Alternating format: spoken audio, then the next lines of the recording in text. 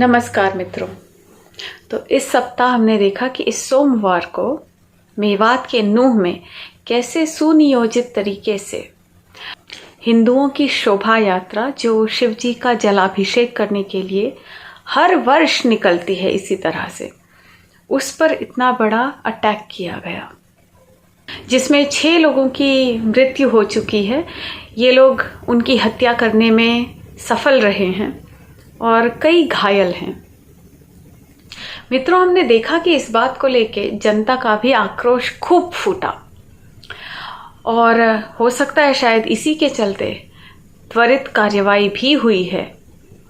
इस बार हमने देखा कि खट्टर सरकार भी योगी मॉडल अपनाते हुए बुलडोजर चढ़ाकर उन अवैध रोहिंग्याओं की बस्तियों को नस्तनाबूद कर रहे हैं। कल जो न्यूज़ आई थी उसके हिसाब से करीब 250 ऐसी अवैध बस्तियों को गिराया और आज बता रहे हैं कि कुछ 45 और अवैध संपत्तियां हैं जिसे नष्ट की गई। और ये वही संपत्तियां हैं, वही घर हैं, वही झोपड़ियां हैं जहां से गोलियां चलाई जा रही थी, ऑटोमेटिक वेपन से गोलियां चलाई जा रही थी निहत्थे निर्दोष हिंदुओं के ऊपर जो केवल और केवल जलाभिषेक के लिए जा रहे थे। तो आइए इसी टॉपिक पर सुनते हैं अजीत जी को, और सुदर्शन टीवी के पत्रकार हैं उनके साथ सागर जी। न्यूज के सागर जी हैं, वो उनको जोड़ना चाहूंगा जो लगातार ग्राउंड पे थे और उन्होंने लगातार ट्वीट्स किए हैं, वीडियोज भेजे हैं और ग्राउंड की जो स्थिति है और जिस तरह से ये पूरा मतलब एक प्लान्ड साइकिल ऑफ वायलेंस चल रहा था, तो वो यहाँ पे उपस्थित होकर के सब कुछ देख रहे थे और लगातार रिपोर्ट कर रहे थे। सागर भाई, बहुत बहुत धन्यवाद आपका जुड़ने के लिए। जी अजीत भाई, थैंक यू। पहला प्रश्न तो यह बताइए कि मतलब कल जब आप पहुंचे उससे पहले आपके पास क्या जानकारी थी? आप वहां पे कवर करने जब गए ऑलरेडी दंगे स्टार्ट हो चुके थे या फिर आप जो है कल आपने कुछ पोस्ट देखे थे मुसलमानों के सबीर खान करके है उसका और बाकी लोगों की धमकी का, तो हुआ क्या था? आप वहां कैसे पहुंचे? अजीत भाई, ये यात्रा जो ब्रजकाली यात्रा है वो हर साल की तरह निकलती है। अलग अलग जगह से देश के कई हिस्सों से भी, कश्मीर से भी कल हमारे साथ जो लोग थे, यूपी, बिहार, ज्यादातर हरियाणा के इसके अंदर लोग थे। मैं जिस टीम के अंदर शामिल था वो फरीदाबाद की टीम थी। विश्व हिंदू परिषद, बजरंग दल के लोग और बजरंग दल के जो परिवार के लोग थे, आप अंदाजा लगाइए उस यात्रा के अंदर छोटे छोटे बच्चे तक के थे। जिस हमारे मित्र की जो पीछे गाड़ी चल रही थी टीयूवी, उसकी गाड़ी को तोड़ा गया। उसके अंदर कौन लोग थे? उसकी पत्नी थी, उसका 2 साल का बेटा था, खुद वो लड़का बजरंग दल से जुड़ा हुआ है। आप अंदाजा लगाइए, जब भीड़ चारों तरफ से घेर कर मार रही थी, उसकी 2 साल के जो बेटे को लेकर वहां से भाग रही थी वो, मतलब महिला को घेर कर मारा गया। प्लानिंग ये थी पूरी तरह से, अलग अलग हिस्सों से कई गाड़ियां जो थी वो तो आई रही थी अलग अलग से। प्लानिंग कैसे थी? जैसे ही सोना से करीब थोड़ा सा आगे ही चल के ही ये नूह पड़ता है, नूह के बाद पूरा मेवात इलाका है। सोना से पूरा ये इलाका मुस्लिम बहुल इलाका जो है वो ये शुरू होता है। और कैसे गाड़ियां, जिन जिन गाड़ियों के ऊपर भगवे ध्वज थे, लोग क्योंकि अलग अलग हिस्सों से आए थे, अपने अपने पोस्टर लगाए हुए थे उन लोगों ने। विश्व हिंदू परिषद, बजरंग दल अपनी फोटोएं लगाई हुई थी, गाड़ियों के आगे भगवा ध्वज लगाया था। जैसे ही एंट्री सोना मेवात नूह के अंदर गाड़ी एंटर की है, छतों के ऊपर से पहले ही प्री प्लानिंग करके मस्जिद के ऊपर से महिलाओं ने, आप इनके जो मेवात के आतंकी थे उनकी तो छोड़िए, ऊपर से हमले किए गए थे पथराव कर पूरी तरह से भयानक। चारों तरफ से घेर के पत्थरबाजी की गई थी क्योंकि पहले से ही पत्थर छतों पर इकट्ठे किए गए थे। पहले से ही वहां के स्थानीय लोग इनको उकसा रहे थे कि मोनी मानेसर जो है वो आने वाला है, वो किसी भी गाड़ी में हो सकता है और उसके ऊपर हम हमला करेंगे। तो कुल मिलाकर जितनी भी गाड़ियां उनको दिख रही थी, छुपकर मैंने एक वीडियो अभी डाला है कि कैसे झाड़ियों के पीछे छुपे हुए थे और जैसे ही उन्होंने भगवा ध्वज वाली गाड़ियां देखी, पीछे से भागे हैं और चारों तरफ से घेर कर पत्थरबाजी की गई है। आप अंदाजा लगाइए, लोगों ने जो लोग अपना माथे पर भगवा गले पर भगवा कपड़े पहन रखे थे, गाड़ियों पर भगवा ध्वज थे, उन लोगों ने अपने वस्त्र जो हैं, जो भगवा कुर्ते थे, उन लोगों ने वो उतार कर अपने किसी दूसरे के अगर कपड़े आसपास से, जो हिंदू एक गांव पड़ता है बस उजीना, नू और मेवात के बीच में एक हिंदू बहुल गांव है, उसमें लोगों ने भाग भाग कर, क्योंकि वही एक रास्ता था, क्योंकि चारों तरफ से हिंदू घिर चुका था और उसके अंदर जाकर वो लोग छुपे थे। सबसे पहले उन्होंने अपनी गाड़ियों से झंडे हटाए, माथे से तिलक हटाया, कपड़े जो उन्होंने भगवा पहने हुए थे वो हटाए, क्योंकि चिन्हित कर कर, टारगेट कर कर मारा जा रहा था, गोलियां मारी जा रही थी। और अजीत भाई, अभी जो जानकारी मिल रही है वो बहुत चौंकाने वाली है, जिसको कोई मीडिया नहीं दिखा रहा। हमारे पास लगातार फोन आ रहे हैं, जो परिवार इस यात्रा के अंदर गए थे, कल से उन सभी लोगों के, बहुत सारे ऐसे लोग हैं जिनके फोन स्विच ऑफ जा रहे हैं, उनका पता नहीं है कि वो कहां पर है। आप अंदाजा लगाइए, 50 से 100 गाड़ियां दिख रही हैं जलती हुई, लेकिन क्या जो 50 से 100 गाड़ियां इन मेवात के आतंकियों ने, सोचिए एम्बुलेंस के अंदर आग लगाई है, और वो गाड़ियों के अंदर, क्योंकि इसका अगर आप देखेंगे, ये जहां पर नल्लड़ शिव मंदिर है, वो चारों तरफ से एक पहाड़ नुमा ये इलाका पड़ता है और चारों तरफ से झाड़ियां हैं। जितनी गाड़ियां थी, जितनी गाड़ियां सड़कों पर थी, उन सभी गाड़ियों को जलाया गया है। उन गाड़ियों के अंदर जो लोग थे, जो सड़कों पर थी, वो कहां पर हैं, कि वो कहां भागकर आसपास के झाड़ियों में गए हैं। उन सभी लोगों के फोन स्विच ऑफ हैं। अभी तक वो लोग आसपास के इलाकों में जो छुपे थे, वो तो कल रात से पुलिस की मदद से उन्होंने उस हिंदू गांव से निकाला है। नल्लड़ के जो शिव मंदिर थे, उसमें से सभी को, बहुत सारे लोगों को निकाला है। लेकिन जो जानकारी मिल रही है, जो सड़कों पर इन जिहादियों ने आग लगाई है, उनमें से बहुत सारे लोगों के फोन बंद हैं। हिंदुओं की दुकान लिखा था, अभी भाजपा का नेता है बंटी, करोड़ों का माल उसकी दुकान के अंदर था, उसकी दुकान को आग लगाया गया। किसी की पान की दुकान थी, उसको लग रहा था ये हिंदू की दुकान है, उसकी पूरी पान की दुकान को लूट लिया गया। खोया, पनीर, दूध की दुकान थी, इन भिखारियों ने पूरी तरह से लूट लिया गया है। मोटरसाइकिल की दुकान थी, शोरूम था मोटरसाइकिल का, जो जानकारी मिल रही है करीब 100 से 200 ये मेवात के आतंकी जो हैं वो लूट कर भागे हैं। तो अंदाजा लगाइए किस तरह की प्री प्लानिंग थी।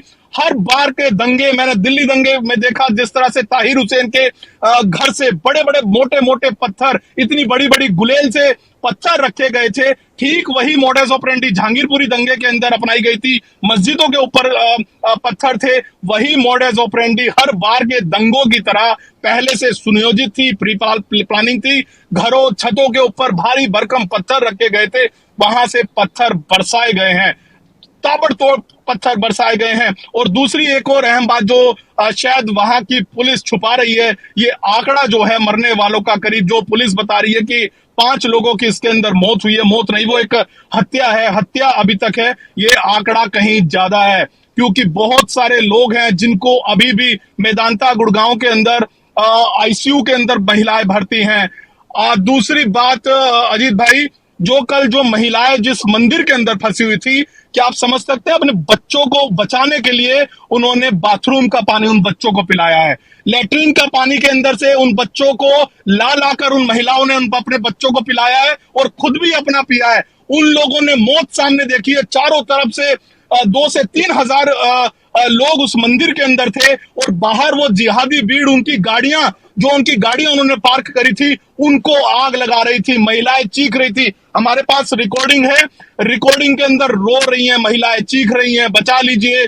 झाड़ियों से लोग गोलियां बरसा रहे हैं, ताबड़तोड़। इतने सफोस्टिकेटेड वेपन से उन्होंने गोलियां चलाई हैं। आखिरकार कहां से इतने हथियार इन लोगों के पास आए हैं? क्योंकि वहां के जो लोग हैं, अभी मैं कुछ लोग जो फंसे हुए थे, अभी उनसे बात दिखाऊंगा कैसे वो लोग वहां पर फंसे थे और क्या क्या उन्होंने देखा है। कुछ लोगों ने बताया कि हमने पूरी तरह से ये देख लिया था कि जैसे जैसे अंधेरा हो रहा है, क्योंकि चारों तरफ ये जो इलाका है, आप देखेंगे भी तस्वीरों के अंदर, वो एक झाड़ी नुमा और पूरा पहाड़ी इलाका है। उन पहाड़ियों की झाड़ियों के अंदर से बड़े बड़े डंडे, हथियार, सफोस्टिकेटेड वेपन्स लेकर ये उस मंदिर की पूरे प्रांगण के अंदर तक घुस चुके थे। अंदर तक कई लोगों को वहां पर मारा भी, पीटा गया है लोगों को। लेकिन सोचिए उन बच्चों की, जो छोटे छोटे बच्चे अपने मंदिर के दर्शन के लिए गए थे, उनकी स्थिति क्या होगी? क्या अगली बार कोई हिंदू अपने बच्चों को वहां ले जाने की हिम्मत करेगा? बहुत सारे छोटे छोटे जो बच्चे हैं वो मौत का सामना देखकर आए हैं अजीत भाई। और दूसरी चीजें ये कि मेवात से जो दंगा शुरू हुआ वो नून नल्लड़ शिव मंदिर से लेकर सोना तक, ये गुरुग्राम तक जो है इन जिहादियों का आतंक जो है वो यहां तक है। दिल्ली के अंदर अलर्ट कर दिया गया है कई जगह के अंदर, पूरे अलग अलग हिस्सों के अंदर से, जब से नू मेवात के अंदर जिस तरह से हिंदुओं के ऊपर बाहर। हाँ, मैं ये पूछ रहा था कि हरियाणा में हमने पहले पत्थरबाजी इस तरह से नहीं देखी थी। हमने मतलब दिल्ली में खूब देखा है, यूपी में देखा है, कांवड़ यात्रा पे, दुर्गा विसर्जन पे, रामनवमी के जुलूस पे, ये सब पे होता था। हरियाणा में गौ हत्या के लिए ये रीजन जो है, और गौकशी के लिए, बीफ माफिया के लिए ये पूरा मेवात रीजन जो है फेमस है। उस पे मोनू मनेसर ने और उसकी टीम ने और बजरंग दल के भी कार्यकर्ता है, उन्होंने मुझे लगता है कि अच्छा खासा पॉजिटिव काम किया और उनका थोड़ा सा लिमिटेड हुआ। तो क्या उसके रिटेलिएशन में ये पूरी प्लानिंग हुई थी? क्योंकि ये यात्रा तो हर वर्ष निकलती है। बिल्कुल, ये यात्रा हर वर्ष निकलती है अजीत भाई। आप अंदाजा लगाइए, मेवात का ये आतंकी जो हैं, ये अपने आप को, इनके छोटे छोटे स्टेटस देखिए। पाकिस्तान का एक यूट्यूबर है, उसने कहा है मेवातियों अपना जोश दिखा दीजिए, हिंदुओं के यात्रा नहीं निकलनी चाहिए, मोनू मानेसर घुसना नहीं चाहिए। आप अंदाजा लगाइए, जिस हरियाणा पुलिस के अधिकारी को गोली मारी गई है, वो अधिकारी क्या इनको दंगाई लग रहा था? वो अधिकारी जिसने पुलिस की गाड़ी के अंदर था, पुलिस उसको एस्कॉर्ट कर कर ले जा रही थी, उन्होंने उस पुलिस वालों तक को गोली मारी है। ये इसलिए मारी है, ये अपना आतंक दिखाना चाहते हैं। पुलिस इनकी जगह पर रेड नहीं मार सकती, क्योंकि सारा साइबर क्राइम से लेकर गो तस्करी से लेकर तमाम जो बड़े बड़े बीफ माफिया जो हैं, सबसे बड़ी बात है मोनू मानेसर ने जो इनका एक इनका बीफ माफियाओं का जो एक सिंहासन था, मोनू मानेसर ने उसको पूरी तरह से तहस नहस कर दिया था। मेवात से गुड़गांव होते हुए आसपास के जितने भी बजरंग दल के हमारे जो लोग हैं, साहसी लोग हैं बजरंग दल के लोग, उनके सामने से एक भी गौ माता का ट्रक निकल नहीं सकता था। और सबसे बड़ा कारण मोनू मानेसर इन सभी जिहादियों की आंखों में वो इसलिए खटक रहा है क्योंकि वो हमारी गौ माताओं को बचा रहा है। गौ माताओं के लिए अपनी जान से खेलकर वो लोग बचा रहे हैं। रात के 2-2 बजे वो सड़कों पर, हाईवे पर ट्रैक लगाकर इन जिहादियों से हमारी गौ माताओं को कैसे भर भर कर ले जाते हैं, वो उन लोगों को पकड़ते हैं। इसलिए जो बीफ माफिया है, वहां का बहुत बड़ा बीफ माफिया है, जिनका विदेशों के अंदर, देश के अंदर बड़ा कारोबार है, उनका मोनू मानेसर और उसकी टीम ने वो पूरा कारोबार ध्वस्त किया है। करोड़ों का ये कारोबार इनका है। उसको करोड़ों का कारोबार जब ये ध्वस्त किया, तो इन जिहादियों की, इनके नेताओं की, इसके अंदर बड़े बड़े लोग शामिल हैं। कोई छोड़े, सिर्फ एक मोनू मानेसर ही शामिल को निशाना तो कर ही रहे हैं, लेकिन इनका सीधा सीधा निशाना यहां पर यह है कि आप मोनू मानेसर को हटाइए। जो गो तस्करी है, हमारा जो बीफ माफिया है, उनका पूरी तरह से हम फ्री हो जाएंगे। हम गौ माताओं को यहाँ पे फिर खूब काटेंगे, खूब गुड़गांव से लेकर किसी भी सीमाओं से लेकर हमें कोई मोनू मानेसर अपनी जान पर खेलकर नहीं बचाएगा। इसलिए पूरी तरह से प्री प्लानिंग जो है वो ये कर रहे हैं। अब फिर से यहां पर देखिए, मोनू मानेसर ने एक वीडियो कहा था, ये आह्वान उसने किया था कि सभी जो इस यात्रा के, जो धार्मिक यात्रा है, आप उसके अंदर बढ़ चढ़कर हिस्सा लीजिए। उसने ये सिर्फ ये कहा था। आइए, इस बात से इतनी इनको तिल मची है। अभी जो जानकारी मिली है कि मोनू मानेसर की गिरफ्तारी के लिए लोग, जो जानकारी मिल रही है कि मोनू मानेसर को गिरफ्तार करने के लिए अब पुलिस ढूंढ रही है। क्योंकि उसने सिर्फ ये कहा था कि आप लोग आइए, इस बात से मोनू मानेसर का गिरफ्तारी के लिए भी यहां पर अब प्लानिंग चल रही है। लेकिन कुल मिलाकर जिस घर से पत्थरबाजी हो रही है अजीत भाई, मुझे यह दिख रहा है कि इस घर से पत्थरबाजी हो रही है। उत्तर प्रदेश के अंदर हमने बुलडोजर से वो घर ढाते हुए देख रहे हैं। मध्य प्रदेश के अंदर किसी जिहादी ने अगर थूक भी दिया तो उसके घर पर बुलडोजर चल रहा है। उत्तराखंड के अंदर देखा है। आखिरकार खट्टर साहब, आपकी कौन सी ऐसी मजबूरी है कि हरियाणा के अंदर बुलडोजर ले जाने, मेवात के अंदर बुलडोजर ले जाने के लिए क्या कौन सी ऐसी मजबूरी है? चला दीजिए उस, कम से कम उस घर पे तो बुलडोजर चला दीजिए जिस पर दिख रहा है जिहाद के आतंकवादी वहां से महिलाओं, बच्चों पर पत्थर मार रहे हैं, छोटे छोटे गाड़ियों से जो निकल रहे थे। और दूसरी तस्वीर एक और अजीत भाई आपने देखी होगी, जब उस नल्लड़ शिव मंदिर के अंदर से पुलिस टीम पहुंची थी, हम और आप लोगों के सहयोग से, वहां पर भारी पुलिस, उनकी आप एज का उम्र देखिए, बुजुर्ग हैं वो सारे लोग, महिलाएं हैं, छोटे छोटे बच्चे हैं, बुजुर्गों की संख्या कितनी है। मैं इसकी यात्रा के अंदर खुद शामिल था। ये लोग अब एक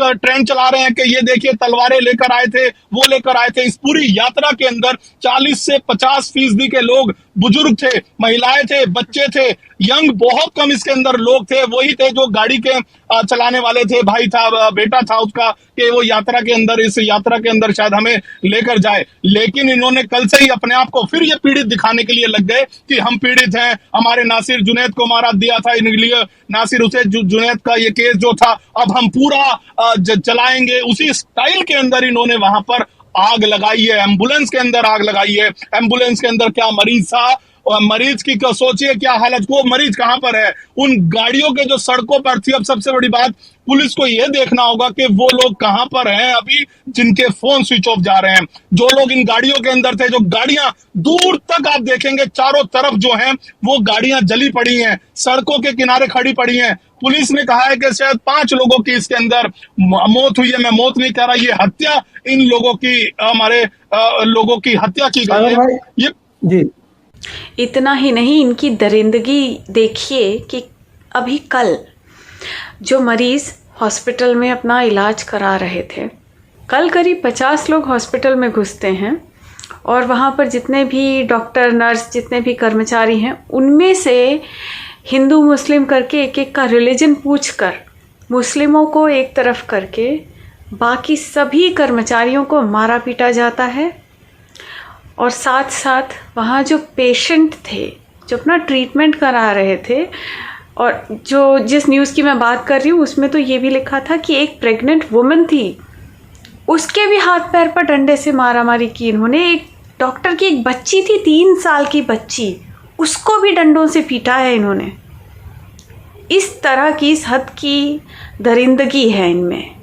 और अब ऐसे लोगों का बचाव करने, उनका जो इंटेलेक्चुअल साइड है, तो 2 आतंकवादी होते हैं, 2 टाइप के। एक तो हार्ड आतंकवादी जो कि हाथ में बंदूकें लेकर, हाथ में तलवार लेकर, पत्थर लेकर आपको मार रहा है, और दूसरे जो सॉफ्ट आतंकवादी हैं वो ये सोशल मीडिया पर, टीवी पे बैठे हुए और बिके हुए पत्रकार जो हैं हमारे रवीश भाई और राजदीप सरदेसाई जैसे, जो कि उनका बचाव करने, और हाँ कैसे भूल सकती हूँ मैं, मोहम्मद ज़ुबैर, आरफा खानम, साइमा, ऐसे ऐसे लोग शेरो शायरियाँ कर रहे हैं, कोई क्लिप काट करके चला रहा है। कैन यू बिलीव कि बीबीसी में हेडलाइन क्या बनती है कि मस्जिद को आग लगा दी, एक क्लरिक भी मर गया उसमें। ये हेडलाइन बनती है इस वॉयलेंस की, इस हिंसा की, जो कि एक तरफा की गई थी इस मेव समाज, इस आतंकी समुदाय, इस जरायम पेशा समुदाय की ओर से। मरने वाले हिंदू थे, उनका नामो निशान नहीं, ये विक्टिम कार्ड भी खेलेंगे। अच्छा, जहाँ तक बात है मोनू मानेसर की, तो मोनू मानेसर ने ऐसा कुछ कहा भी नहीं जो कि उकसाने वाला हो, जो भड़काऊ हो, कि आप प्रोवोक हो गए। तो अब आपकी प्रवृत्ति यदि ऐसी बन जाए कि आप किसी के सांस लेने से भी आप प्रोवोक हो जा रहे हो, तो इस प्रोवोकेशन का तो कोई अंत नहीं है ना। और जो लोग मोनू मानेसर वाले इस टॉपिक को इस तरह यूज़ कर रहे हैं, इस पूरी हिंसा को डिफेंड करने के लिए, इन आतंकियों को, इन जिहादियों को डिफेंड करने के लिए, उनसे मेरा सिंपल एक सवाल है कि यदि आपको तकलीफ थी मोनू मानेसर से, क्या आपने चेक किया कि उस शोभा यात्रा में मोनू मानेसर आया? आपको जाकर ये नहीं पूछना चाहिए था कि अच्छा मोनू मानेसर कहाँ है, बताओ, हमें उसको मारना है। यदि आपको मारना भी है, वैसे आपको कोई राइट नहीं है जाके किसी को मारने का, पर यदि आपकी दुश्मनी उससे भी है तो आपका ये नहीं बनता था, एक सिंपल लॉजिक था ना कि आप जाते पूछते कहाँ है मोनू मानेसर, आपने बाकी दुनिया भर को क्यों मारा? और तो और, आप, एक आदमी था शक्ति सिंह, ये लड़का एक हलवाई की दुकान पर काम करता था, जो हलवाई खुद मेवाती मुस्लिम था। वो उसके यहाँ काम करता था, अपने काम पर गया, वहीं उन्हीं लोगों के बीच जिनके यहाँ काम करता था वह, उन्हीं लोगों ने उसको खींचकर मारा, गला काट दिया उसका। अब इसमें कौन सा, आप इसको कैसे सिद्ध कर पाएंगे कि ये सब कुछ मोनू मानेसर की वजह से हुआ? राजदीप सरदेसाई जी, रवीश जी, आप लोग ज़रा प्रूव करके बताइए। और साइमा मैडम और आरफा खानम जी, आप भी ज़रा इस बात पर गौर कीजिए, तथ्यों पर बात कीजिए, शेर व शायरियाँ ना कीजिए। अच्छा, खट्टर सरकार, मुझे नहीं मालूम ये खट्टर सरकार है या केंद्र की ओर से ऐसा कुछ ऑर्डर उन्हें मिला है, पर कार्रवाई होती हुई तो दिख रही है। तोड़े गए हैं कुछ लोगों के घर जो इस आतंकवादी गतिविधि में शामिल थे, जिन्होंने हिंदुओं पर अटैक किया था, जिन घरों से गोलियां चली थीं, और वो आज भी जारी है। और आशा है कि आगे भी इन पर सख्त कार्रवाई होगी। इन पर कम से कम मोदी सरकार अपनी नरमी ना दिखाए, ये उसके लायक नहीं है। गांधी जी ने एक बहुत बड़ी गलती की जो 1947 में जब इस मेवात के मेव समुदाय को पाकिस्तान जाना था, हमारे गांधी जी पहुंच गए वहाँ पर लाठी लेकर और उन्हें रोक लिया। बड़ा प्रेम उमड़ आया इन आतंकियों, इन अपराधियों पर। तो इस तरह से इस अपराध के पूरे कुनबे को रोक लिया गया भारत में, क्योंकि इनका प्रॉब्लम ये है कि मेवाती हो या कोई और, ये जो पूरा मकार गैंग है ना, इनकी प्रॉब्लम ये है कि ये 1400 साल पहले जिस अवस्था में थे, जिस जगह पर थे, और जो कुछ इन्होंने देखा था, जो कुछ इनकी वो उसमें लिखा हुआ है, इनको उसी तरह का लाइफस्टाइल इन्हें पसंद है।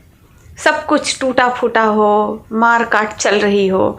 मतलब आप सोचिए कि ऐसे लोग जो बस उठ के दंगा फसाद करने निकल जाते हैं, इनका मोटिवेशन क्या होगा, इनका डेली रूटीन क्या होगा।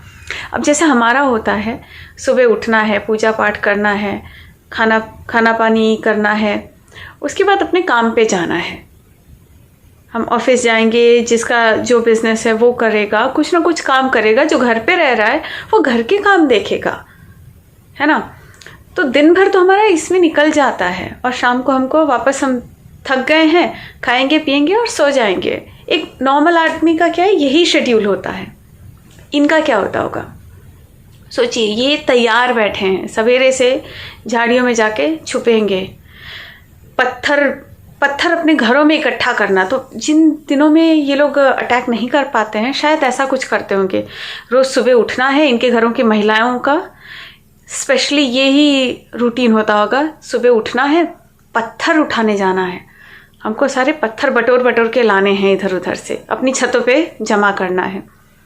क्योंकि जब वो दिन आएगा जिस दिन यहाँ से कोई भी काफिर गुजरेगा, तो हम यही पत्थर बरसा कर उसको खून खराबा करेंगे चारों तरफ, और तब जाके इन ज़ॉम्बियों को सुकून मिलेगा खून देखकर।